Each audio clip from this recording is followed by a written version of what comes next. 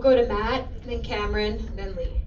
Matt Weaver, Sportsnot. This weekend, new right side tire for Darlington, but it's a familiar tire, the intermediate tire. What are your thoughts on that? How could it possibly change the racing? Yeah, I mean, just my immediate thoughts are, for us as a team, just working through the balance of what that tire needs, and we've, I feel like, had good speed this year, but just trying to work on what that tire needs, because it is different than what we ran here and different than what we ran at some of the mile and a halves last year. So I think the racing you'll see pretty similar stuff. I think this tire's been really good though. I mean, there's really I would say this tire has a bit more feel to it. Like, you can slide the car, you can manipulate the car a little bit more. So I like that, but it's not a huge difference. I think it's the fall off similar and all those things.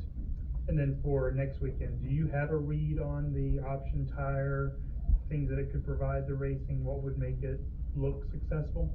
Yeah, I have to look back through my notes from the test. I think that we definitely ran that tire. It had a lot of speed on the short run, fire off, and then we were just kind of getting to the point where it was starting to wear and fall off in 25 laps. Now we did 50 lap runs with the control tire. So I think it's going to be really quick on the short run, so hopefully that creates some comers and goers where, if you've got a couple tenths on the guy in front of you, you can pass them. So I'm all for it. I think it's a good idea. They did it a few years ago, but this hopefully is a more drastic difference between the two tires. And yeah, we did that test and ran through a lot of different sets and tried to go as soft as what they felt comfortable with. And hopefully that's a good thing. And the racetrack the groove in 1 and 2 is fairly wide. The groove in 3 and 4 was pretty narrow. So hopefully we can kind of widen that out through, lap cars and having to run, inadvertently in the second lane when you're trying to pass. We'll go to Cameron and then to Lee.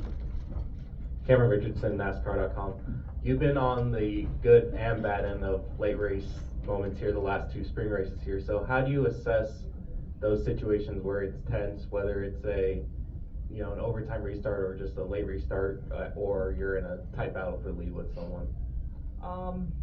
I don't really think about it too much. I mean, I don't lose sleep over how the race is in here.